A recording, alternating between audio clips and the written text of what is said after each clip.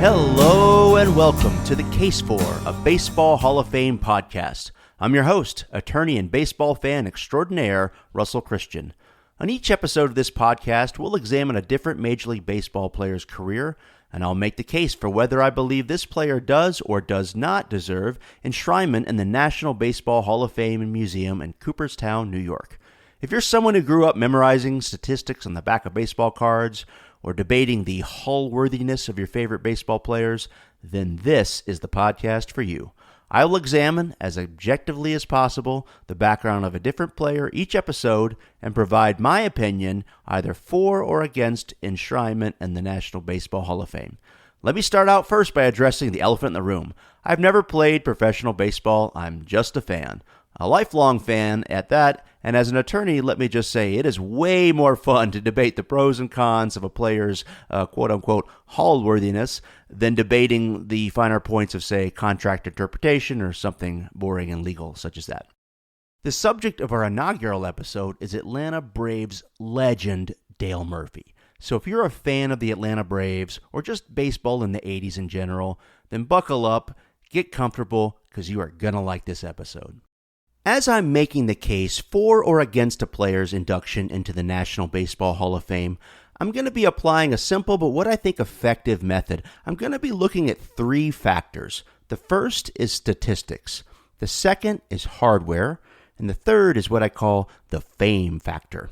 With regard to the first, statistics, I'm going to be looking at more traditional statistics, what we call counting statistics, as well as some of the more advanced sabermetrics statistics. Now, it's often been said that it's not the Hall of Stats, it's the Hall of Fame, and for that reason, I'm going to be looking at factors 2 and 3 as well. Factor 2, hardware, of course, I'm going to be looking at whether or not a player was awarded an MVP award, a Cy Young award, whether they were selected to be an All-Star, whether they won a Gold Glove, a Silver Slugger, also looking at some of their postseason success and postseason awards as well. And finally, with regard to the third factor, the fame factor, this is going to be that last little bit of magic, if you will. Is this a player that's considered a Hall of Famer? Is this a player that kids at school wanted to be when they grow up? Is this someone that little leaguers emulated their batting stance and wanted to play like this player?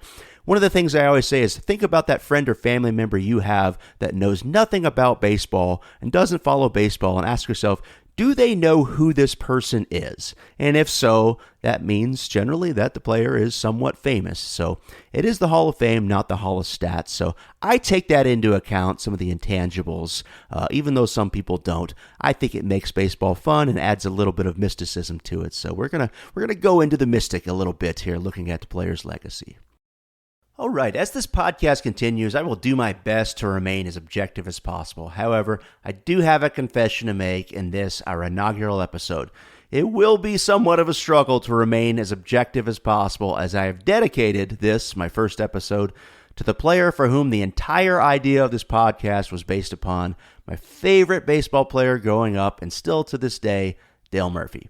If any of you know me or have engaged in any type of extended discussion with me about sports, there's a good chance you've probably heard me divert the conversation into a heated discussion about why Dale Murphy belongs in the Hall of Fame and why I think his absence from the Hall of Fame is one of the greatest travesties in modern sports. So, with that caveat, I will admit it will be difficult to remain objective. Nevertheless, without further ado, let's make the case.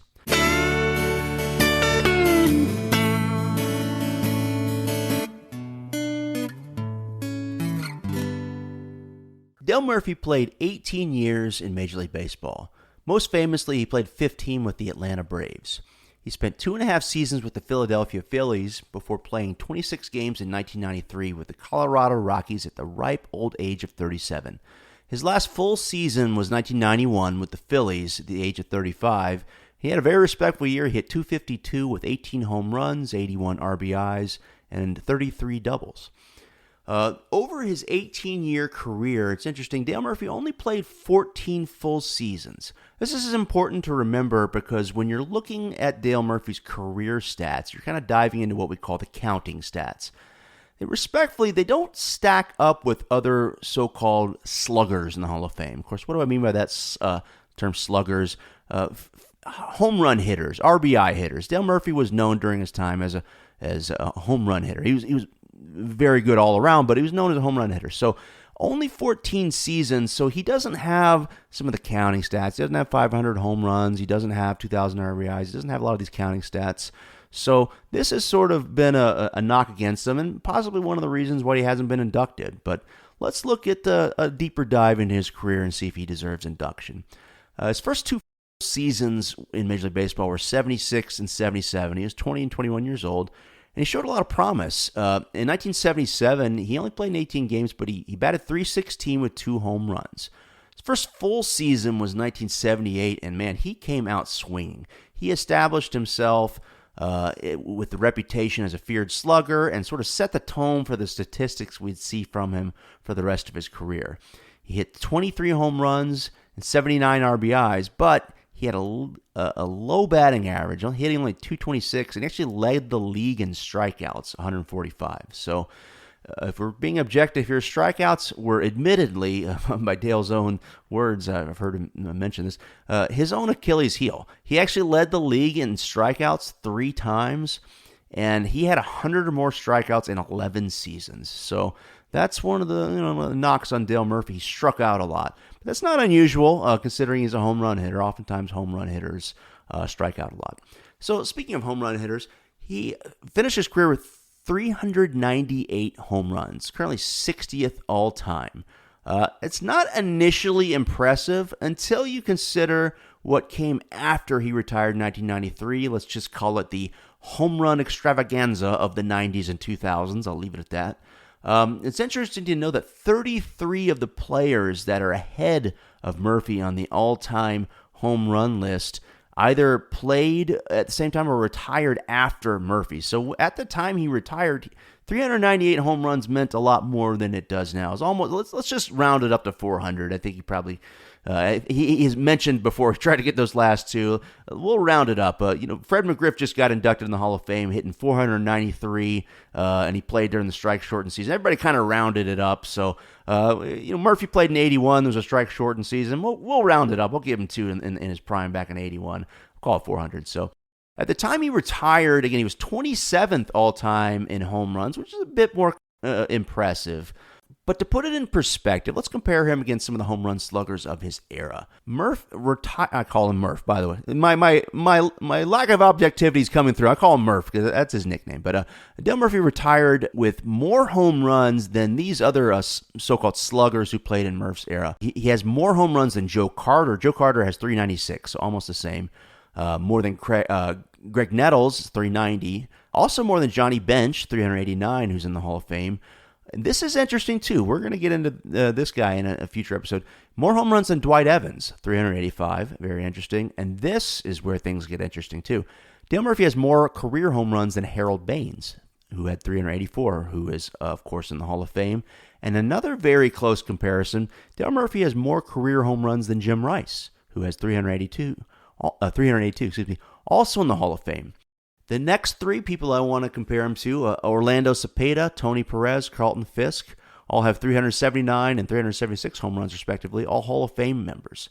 So while he doesn't have 500 home runs, he actually sits in a pretty nice number in terms of career home runs that places him comparably and favorably with some other Hall of Famers and other sluggers that are contemporaries of Dale Murphy, who maybe could be in the Hall of Fame, and some that are. And now, to be fair, of these names I just mentioned, Fisk and Bench were catchers, but Baines, Rice, Evans, Cepeda, Perez, these guys all played outfield first base, just like Dale Murphy. So, Dale Murphy has more career home runs than several other slugging, air quote, slugging outfielders of his era, some of whom are in the Hall of Fame. And in the case of Carter and Evans, fan favorites. And we might be seeing some shows in the future dedicated to Joe Carter and Dwight Evans. So hold on, people. I also want to let's just do a little rundown of his overall career stats. Again, I mentioned earlier, he doesn't have some of the counting stats that others have. He has over 2,000 hits, 2,111 hits, so significantly short of 3,000. It's a bit of a magic number for Hall of Fame induction. He's got over 1,000 runs, 1,197. He's got 1,266 RBIs. He's also got 161 stolen bases. Now, one of the knocks on Dale Murphy is batting average is somewhat low. He's career batting average of 265, which there's a lot of, that's one of the knocks against him. In cases like, if we're making the case for, I'll make a little bit of a case against. That's a bit of a low batting average, but considering he's a bit of a slugger, we'll forgive him. Just by comparison's sake, it's not unheard of that players with that low of a batting average get into the Hall of Fame. We're going to go to, by the way, this is not a sponsor of the show, but one of the statistics here are coming from Baseball Reference, one of my favorite websites. For comparison's sake, Harmon Killebrew, another slugging outfitter, had a career batting average of 256. He's in the Hall of Fame. Of course, I know all of you saying right now, Harmon Killebrew had significantly higher numbers than Dale Murphy, retired with 573 home runs or 1,500 RBIs. But interestingly enough, Harmon Killebrew had 2,086 career hits, actually had less career hits than Dale Murphy. So that's somewhat interesting. So it's not unprecedented. I am an attorney. We can deal with precedent. Not unprecedented that there are sluggers with batting averages in the 250s and 260s in the Hall of Fame. But again, Harmon Killebrew has a little bit more of a claim to fame, the home run, in terms of the home run numbers. It's interesting, Dale Murphy has 3,733 total bases, which I think is interesting, 130th all time. Again, I mentioned earlier the strikeouts are an issue. 1,748 strikeouts actually ties him all time with fellow Braves legend Andrew Jones, who may or may not be the subject of a future episode. It's interesting as we talk about Dale Murphy's strikeouts, how it's a bit of his Achilles heel. He actually has less career strikeouts than Mike Schmidt, who's obviously the dominant home run slugger of the 70s and 80s, and someone that is a point of comparison for Dale Murphy. So I'm not trying to say that Dale Murphy is a better home run hitter or slugger than Mike Schmidt. Mike Schmidt has over 500 home runs, led the league in home runs numerous times. But I just think it's interesting to point out, if we're going to critique Dale Murphy for having a high strikeout total, then it is worth noting that Mike Schmidt actually has more strikeouts in his career than Dale Murphy. So again, it's not unprecedented for someone to have a large strikeout total. Interestingly enough, the career leader in strikeouts for batters is Reggie Jackson, who's one of the all-time home run hitters. So again, it's a bit of a knock against Dale Murphy that he strikes out a lot, but it's not unusual for a home run hitting batter to strike out a lot. I don't necessarily hold that against him. I know he still to this day makes light of it and says, well, he led the league in home runs, but he also led the league in strikeouts. So that's why he's so successful. He's a bit self-deprecating and pointing out his faults. We all do that, so he's doing it. So anyway, with regard to more advanced sabermetric stats, we just looked at some of the counting stats. I want to look at WAR, what's called wins above replacement. We might do a future episode about this. WAR is a bit of a controversial statistic in the baseball community. Nevertheless, we'd be remiss if we didn't address it. Dale Murphy has a career WAR of 46.5. Now, the sabermetricians, I can't pronounce it, sabermetricians, the advanced statistics people out there who are listening to this will hear that and probably just say, this guy doesn't belong, because generally speaking, the sweet spot, as it's called, for a lot of Hall of Famers for WAR is kind of between 50 and 70. And a lot of people say if you have a 70 or higher, or even 75 or higher, that's guaranteed induction into the Hall of Fame. We'll get into WAR later. I think that has its pros and its cons. I don't want to get into it now. But just by putting the number out there, a career WAR of 46.5 doesn't really put him in the Hall based on WAR alone. Again, 50 to 70 is kind of that sweet spot. He's just underneath it. By comparison's sake, two contemporaries with almost identical WAR are Matt Williams and Mark Grace. Two guys that might make interesting episodes. I think Williams, I'll just, no spoilers here, is a good player. I don't think is a Hall of Famer. Mark Grace has a little bit more of a compelling case, but certainly two Hall of Very Good players might be borderline. So that doesn't necessarily give Dale Murphy a ringing endorsement based upon his WAR. But an interesting note here, again, looking at other slugger contemporaries that are in the Hall of Fame. Tony Perez has 54, so just a little bit more. Orlando Cepeda, 50.1, so only a few points above. And here's the big one. Jim Rice, Hall of Famer, 47.7 career WAR, basically 1.2 points higher than Dale Murphy. So Dale and Jim Rice, if you've heard those two names come up now, it's a good point of comparison. So even though you might say, well, the career WAR is a little low, well, it's basically the same as Jim Rice, who played in the same era. So it's not a stat that you can say he can't get in, because there are other players in the Hall of Fame with basically the same WAR who are in. So interestingly enough, there are also several players in the Hall of Fame, some of whom contemporaries, that Dale has a higher career WAR. Big one that stands out for me is Lou Brock, career WAR of 45.3. That blows my mind. And if anything, if I'm going to have an episode about why I think WAR is a little overrated, Lou Brock is the poster child for how or why WAR is overrated. The guy's got over 3,000 hits or 900 stolen bases. When he retired, was his all-time stolen base king. I mean, a great player, great all-around player, yet he's got a 45.3 WAR. So I've actually seen some conversations online. People talk about how Lou Brock is overrated or shouldn't belong on the Hall of Fame, which is totally ridiculous. So, again, if I'm going to do an episode on WAR, he's probably the poster child for why WAR can be a misleading statistic. And it's not a magic bullet, an end-all, be-all number like some people think it is. So, another Hall of Famer that has a lower WAR than Dale Murphy's Gil Hodges, 43.9. Hodges is a good comparison player. He's got similar career stats, nearly identical.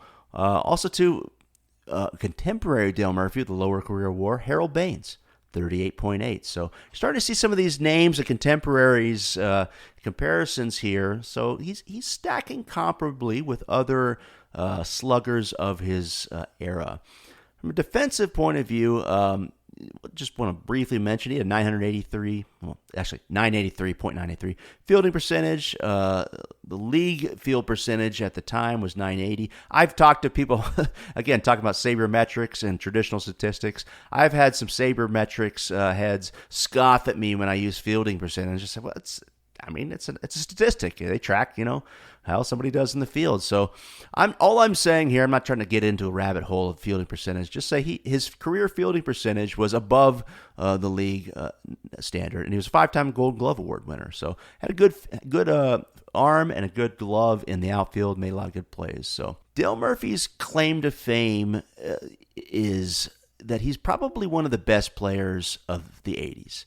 Now, do the stats back this up? Well, thanks to modern technology, we have websites. I'm using one called StatMuse. I mentioned Baseball Reference earlier. StatMuse is another good website. Again, these are not sponsors of this podcast. I just use them for their statistics.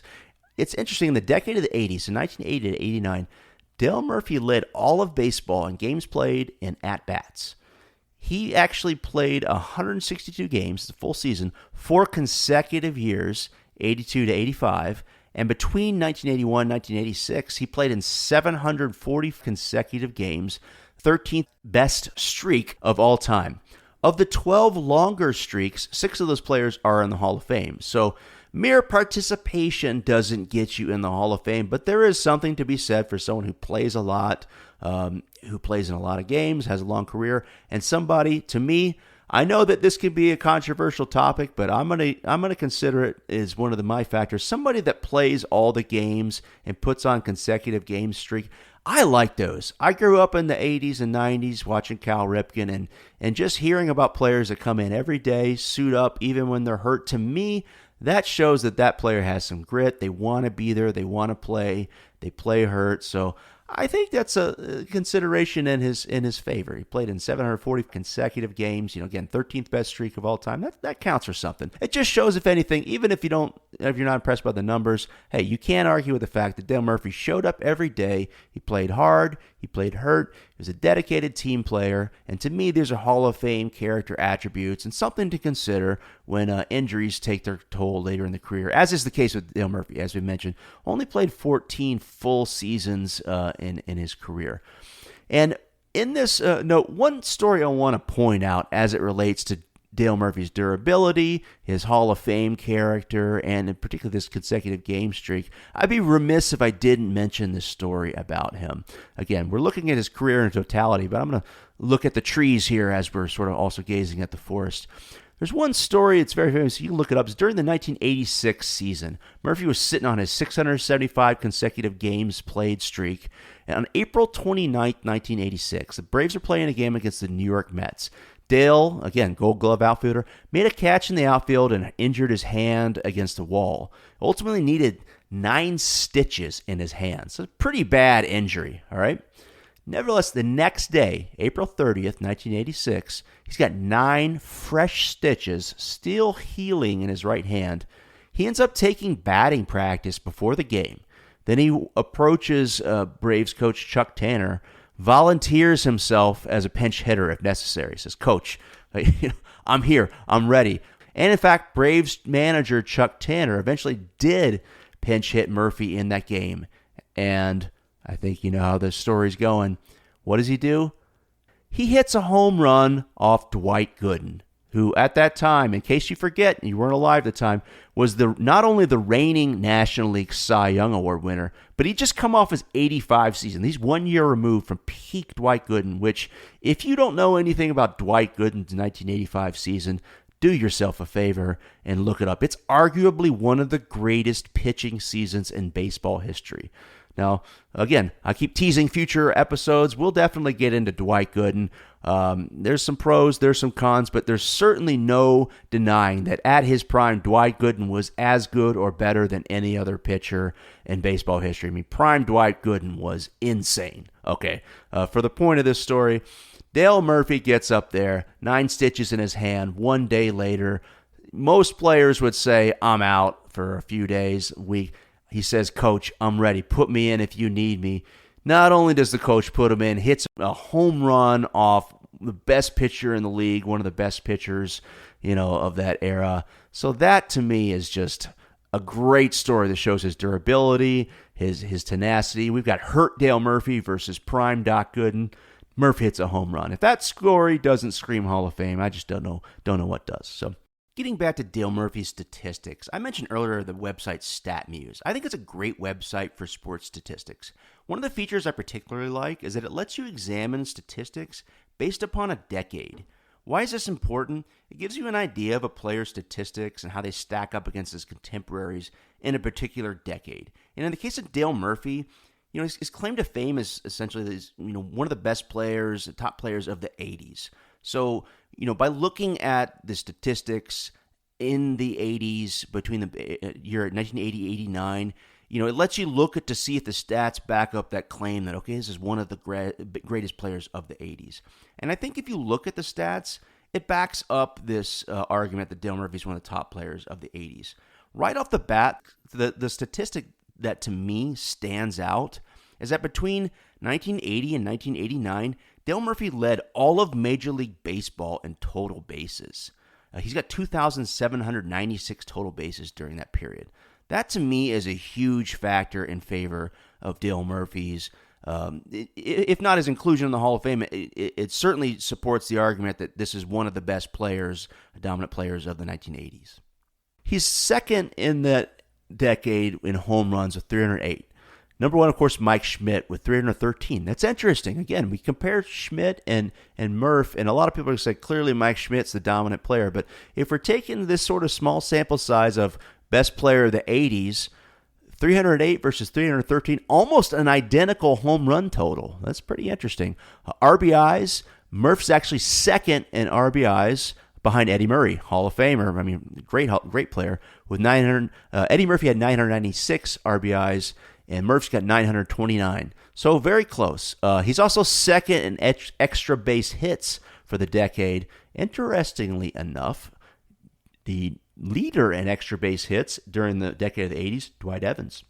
Another guy's name's popped up a few times. We'll do an episode about Dwight Evans. Dewey, he was a great player. He's also he's third in intentional walks. I found this interesting, behind George Brett and Mike Schmidt. He's also fifth in hits behind Robin Yount, Eddie Murray, Willie Wilson, Wade Boggs. So with the exception of Willie Wilson, also an underrated player, all those guys are in the Hall of Fame. He's fourth in runs. Obviously, Ricky's number one in runs. Then you got Young and Evans. So actually, I found this an interesting statistic. Murphy scored more runs in the 80s than Tim Raines, Hall of Famer. So very interesting. One thing I want to point out, 5 times in the 80s, Dale Murphy finished in the top 10 offensive WAR in MLB. So, again, all you WAR heads out there who are saying that his career WAR is too low, well, I'm going to flip the script on you and show why WAR kind of makes a case for him. So, again, 5 out of the 10 years in the 80s, top 10 offensive WAR in MLB. That's pretty impressive. Murph twice led the National League in home runs, RBIs, and slugging percentage. He led the National League in runs, walks, OPS, total bases, and intentional walks once. He is a member of the 30-30 clubs. He's got power. He's got speed. For those of you unfamiliar, 30-30 club means 30 home runs, 30 stolen bases. It's sort of an arbitrary thing that baseball fans, we like to track. It's just a fun way to show that somebody was a good player, and in terms of their power and their speed. And if you look at the list of players who have had 30-30 seasons or even 40-40, it's a short list of players, many Hall of Famers, or people that should be the subject of this podcast, possible Hall of Famers. It's a pretty exclusive club. So. Again, we talked earlier about his career batting average. His career batting average was pretty low, but it's worth noting, I will say, in his peak. Now, Dale Murphy's peak was 82 to 87. His batting average was a respectable 288, including 2 seasons over 300. One statistic, I'm going to go on a little bit of a rabbit hole here. Intentional walks are an interesting criteria to determine whether opposing parties find a slugger sort of fearsome. Before Barry Lamar Bonds wrote the intentional walk record book, the way that the game was played with regard to intentional walks, Murph's career intentional walk total was 159, which is 43rd of all time. I think that's interesting. It's also very interesting. Dale Murphy has more career intentional walks than, get this, Mark McGwire, Sammy Sosa, and believe it or not, Mickey Mantle. So what does this mean? Maybe it means nothing, but it means that he was a feared slugger who teams just didn't want to pitch to. And again, the last one to me, Mickey Mantle, more intentional walks than Mickey Mantle.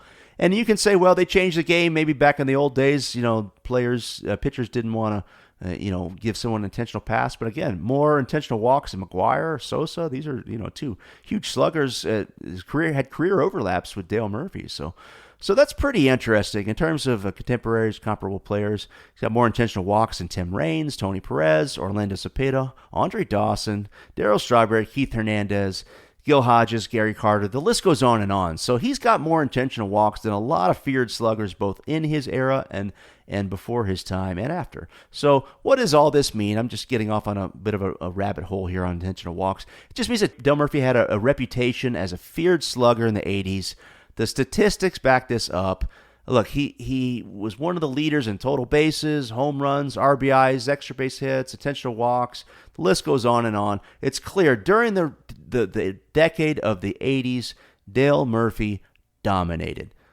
All right, we've talked about statistics a little bit. Let's get to the next topic, awards. Again, with the caveat that awards can be somewhat arbitrary. Dale Murphy, this to me is one of the stronger arguments for Dale Murphy. Of course, the go-to argument anyone's going to make if they're trying to argue for the induction of Dale Murphy in the Hall of Fame, of course, the 2 National League MVPs, back-to-back, 1982 and 83. That's a big deal. So he's got 2 MVPs. He also has 5 Golden Gloves, 7 All-Star selections, 4 Silver Sluggers. Again, while MVPs and Cy Youngs can be somewhat arbitrary, it's kind of a fun exercise to go back and re-vote for certain years. It is something to be said that it's sort of a capture of time as to what the journalists at the time were thinking in terms of who the best player was or who the most impactful player was. I want to dive into that 2-time MVP just for a minute. Players with 3 or more MVPs. I'm going to read off a list of names here. Bear with me because these are the GOATs, the greatest of all time. These are some Mount Rushmore type players. Players with 3 or more MVPs in Major League Baseball history. You're talking about Bonds, Trout, Pujols, A-Rod, Schmidt, Mantle, Berra, Campanella, Musial, DiMaggio, and Fox. These are, again, Mount Rushmore type players. You're probably wondering, hey, Babe Ruth wasn't in there. If I recall, there's a story during Babe Ruth's time. Once they gave a player the MVP once, they kind of just didn't give it to it again. So Babe Ruth won one MVP. If current MVP voting standards were applied back then, pretty sure Babe Ruth probably would have won 8 or 9 MVPs. We could do a whole podcast about how many MVPs Babe Ruth deserved to win. But players with 3 or more MVPs, you're talking about, all-time great players. Now, when you look at a list of the players who have won 2 MVP awards, again, you're looking at a list of some of the greatest players to ever play the game, and some of the current greats who are probably going to be Hall of Famers. So there's 2 current players that have won 2 MVP awards, Bryce Harper and Miguel Cabrera. It's fair to say when Miguel Cabrera retires, 5 years after he retires, he's a first-ballot Hall of Famer. And by the looks of the way things are going with Bryce Harper's career, it's a little early, but I think it's safe to say if he continues playing the way he does, by the time he retires, he's probably going to be a first-ballot Hall of Famer as well. Now, I'd be remiss if I didn't mention this podcast is being recorded during the 2023 season, so I fully expect Shohei Ohtani to win his second MVP award. And of course, it's a bit early, but barring injuries, if he plays the required number of seasons, I think it's fair to say that there's a very good chance we'll be seeing Shohei in Cooperstown one day. So if you don't mind, I'm going to read off a list of the other players who have won 2 MVP awards.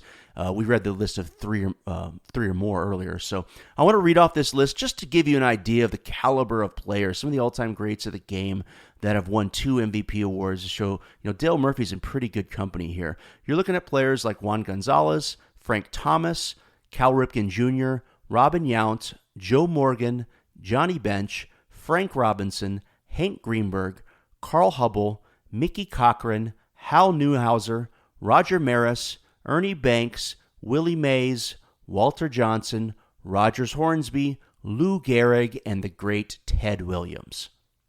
I know it's a long list, bear with me. I wanted to read those off for a bit of a dramatic effect because if you know anything about baseball, these are some of the greats of the greats. Again, some Mount Rushmore of baseball or certainly of some of these players' particular teams.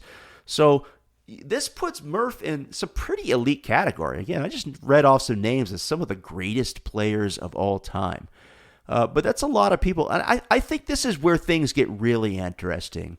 Of all the players in MLB history who are eligible for the Hall of Fame, so not including current players or players who've retired aren't eligible yet. So all the players eligible for the Hall of Fame with 2 or more MVPs and no PED connections, we'll get into that later, Murph and Maris are the only 2-time MVPs not in the Hall of Fame. It's very interesting because Roger Maris, we'll get into him. That's another good case. Didn't quite have the career statistics, but I think there's certainly an argument to be made that Roger Maris, 2-time MVP, of course, famously hit 61 home runs back in 1961. Whether or not he belongs in the Hall of Fame, no doubt that he is one of the most famous players in baseball history. Huge part of history. Excellent player. Won World Series, I believe, with the Yankees and the Cardinals. So this 2-time MVP puts Murph into some pretty elite category. And just to put it all into perspective, I want to place an exclamation mark on those 2 MVP seasons and show just how good Dale Murphy was in his prime. If there's any statistic or any argument that's going to just blow your mind as to why this guy belongs in the Hall of Fame, I think not only the 2 MVPs, but it's this.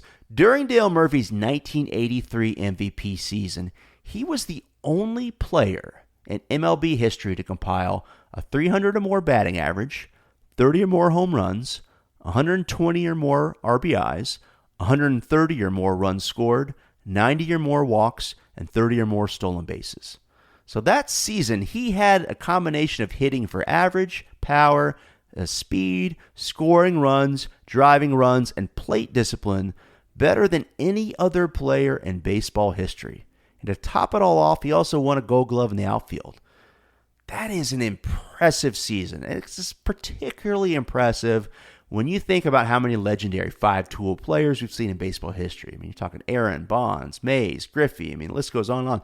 Murphy had the only player to put together a season with those statistics. That, to me, is extremely impressive. And there's an argument to be made that, you can't base the Hall of Fame on one season. That's pretty much the argument against Roger Maris. Nobody's denying that the 61 season was legendary, but, one season alone doesn't necessarily make a good player. But as you showed before, Dale Murphy was one of the dominant, probably top 3 dominant players in the 80s. And during that time, won 2 MVPs and put together a historically incredible season that has never been matched statistically in baseball history with a lot of great players. So That, to me, is really one of the highlights of the case for Dale Murphy. I mean, absolutely no doubt, in his prime, he was an elite player, a top 3 slugger in Major League Baseball for a decade, arguably the best overall player in the National League, certainly in the discussion for best overall player in Major League for a 5-year period of 82 to 87. All right, so what are some knocks maybe against Murph? Let's talk about the postseason. The postseason mostly eluded Murph, although he was a key part of the 1982 Braves team that won the National League West and, of course, famously won the first 13 games of the season, which at the time was a Major League Baseball record. The Brewers have since matched that in 87. It's important to note, again, we have a small sample size of his postseason, so we got to look at, this key winning streak in baseball history. During that 13-game historic game-winning streak, Murph hit .255 with 4 home runs, 12 RBIs, 10 runs, and 3 stolen bases. So while he doesn't have the rings, you can't necessarily hold that against him. During a key, 13-game historical moment, he was one of the best players on that team, of course, a key part of that. So a key part of baseball history there. The only postseason appearance Murph made was 82 in the NLCS. He played in 3 games. It was a best-of-5 series at the time. Had a modest 3 hits, a run, and a stolen base. So a small sample size, but a key part of the 13-game run and a respectable appearance in the 82 NLCS. It's not his fault the Braves were bad. And as a Braves fan growing up in Atlanta in the 80s, I can tell you firsthand, those were some rough years. But they did have some success in 82, and Murph was a key part of that. As a bit of a closing argument, I'd like to talk about a few intangibles for Dale Murphy. If you go to his website, that's dalemurphy.com, there's an article called Getting Traded to the Phillies, the rest of the story. This is a good Dale Murphy story to show just kind of what kind of player he was. In 1990, again, the Braves of the 80s were atrocious. 1990, they were not good. Dale Murphy approached Braves manager Bobby Cox knowing he's going to be a free agent at the end of the season. And he urged the Braves to trade him, saying, hey, the Braves, you can get something from me in return. If you guys want to be competitive, it's time. Flip me for some young prospects. So the Braves ended up, saying, all right. And they ended up trading him in 1990 for the Phillies for 3 players, Jeff Parrott, Jim Vatcher, and Victor Rosario. Now, Parrott was a strong bullpen pitcher in the famous 1991 worst first season for the Braves, but pretty much otherwise, none of these 3 players really panned out. But what's more important was that Murph's departure opened the right field position to a then unknown rookie prospect who had only hit .235 in 16 games in 1989. But that rookie's name, of course, was Dave Justice. Murph, he volunteered to get traded so they could get some players in return, and Murph knew they had a good rookie in the wings in David Justice. And, of course, the rest is history, because Dave Justice, for those of you who don't know, ended up being the 1990 National League Rookie of the Year and a key part of the Braves offense during the 1991 through 96 seasons, including, of course, hitting the game-winning home run in Game 6 of the 1995 World Series. So, fair to say, without Dave Justice, the 90s Braves, may not have been the same team, and in a small way, Dale Murphy, through his humility, opened up the way for Dave Justice and allowed for the Braves of the 90s. So it's maybe a bit of a stretch, but I think a good story that shows the humility and the team mentality of Dale Murphy. Because in some ways, he was the bridge between the mostly awful Braves teams in the 80s and the historically successful teams in the 90s. Finally, in terms of fame, air quotes, Murph is a sentimental fan favorite of Braves fans and the face of the Braves franchise in the 80s, during which, again, he played for some pretty bad teams. It's been said anecdotally the team might have moved if not for Murph. I don't know if that's true or not, but that was kind of the sentiment in Atlanta. I remember growing up in the 80s and 90s. Like, man, if I could just tell you, I don't know if they would have moved, but I remember going to some games in Atlanta Fulton County Stadium, and if it weren't for Murph, there weren't a lot of people there anyway. And the few people that were there, I mean, they were pretty much there to see Murph. So he held down the fort for a long time for some pretty awful teams, and I feel like that, deserves a little bit of recognition. I will say his Hall of Fame case is a bit of a cause célèbre amongst an eclectic mix of sports fans that includes Ricky Cobb of Super 70 Sports and REM bassist Mike Mills, who's actually written a song called to the Veterans Committee pleading the case for Murph's induction. And believe it or not, you can find it on the internet. Mills actually said in a 2014 interview with Dan Patrick that he would give up his Rock and Roll Hall of Fame induction in order to have Dale Murphy in the Baseball Hall of Fame. Now, that's kind of silly, but it just shows the kind of passion that people have for Dale Murphy. He's not just another player. Like, the people that love Dale Murphy and are passionate about whether he belongs in the Hall of Fame are very passionate about it. And again, not to make it all about me, he's pretty much the reason why I wanted to start this podcast. I've been talking to my friends for years, and anyone who will really listen saying, hey, Dale Murphy belongs in the Hall of Fame, so much so that I'm going to make a podcast where I make the argument for why I believe he belongs in the Hall of Fame, along with a lot of other players that I like. So I want to say, too, in closing, there's another common argument I hear from a lot of people that many of other players have seen their Hall of Fame chances either delayed or denied due to off-the-field issues. Some of the PED scandals of the 90s, 2000s. Those of you a little bit older remember the 85 MLB drug trials. There's a bit of a scandal. Or sometimes you just hear, anecdotal stories about alleged, off-the-field character issues, etc. And it's not uncommon sometimes these type of issues might, again, delay or deny players entrance into the Hall of Fame. The flip side to that, of course, there's a school of thought that believes that a player who wasn't controversial, wasn't embroiled in scandal, someone who met high standards of professionalism both on and off the field should be rewarded, just as some of the players have been, for lack of a better word, punished due to their behavior. So I agree with that sentiment. I believe that's a strong argument and one that favors Dale Murphy. By all accounts, he's a well-liked, well-respected person on and off the field. Famously, he's known, if unfamiliar, as a man of faith. He's a member of the LDS Church. I remember, again, as a child growing up in Atlanta in the 80s, Murph would use his celebrity to come talk at various churches, not just LDS, but I grew up as a cradle Catholic. He came to our church. I still have a picture of me and my brother.